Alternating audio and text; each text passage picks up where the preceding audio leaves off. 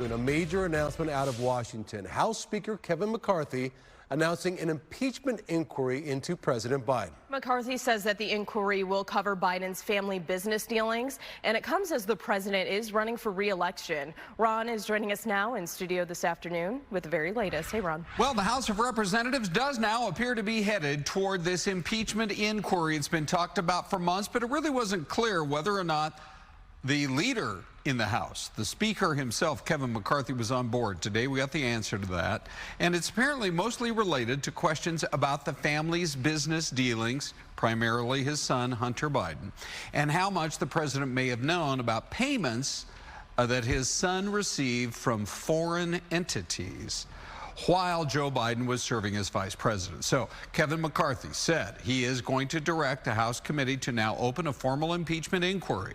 This starts that process, and of course, who knows where ultimately it will lead.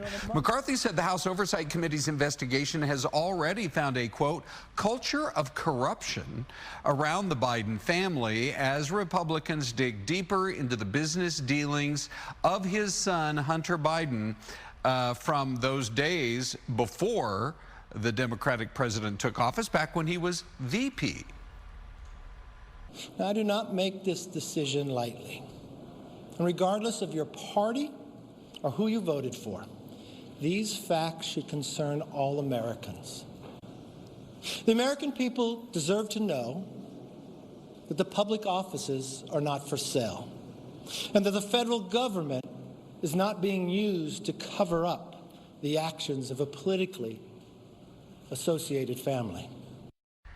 That last reference may have to do with the two whistleblowers who spoke under oath and said that the Biden family, specifically Hunter Biden, was receiving special treatment at the DOJ regarding failure to pay taxes, some other cases as well. So it all comes as former President Donald Trump is facing criminal charges in court this coming year, Trump having been indicted 4 times. So Congressman Jamie Raskin, he's a top Democrat in the House, says, quote, this is a transparent effort to boost Donald Trump's campaign by establishing a false moral equivalency between Trump, the 4-time indicted former president. Meantime, there is some skepticism in the Senate, which would have to hold a trial if Biden were to be impeached in the House, and that could be a close vote. The Hill is quoting some Republicans who don't seem convinced or who don't see the evidence to impeach the president, at least not yet. Of course, we'll stay on it as the story unfolds in the coming weeks.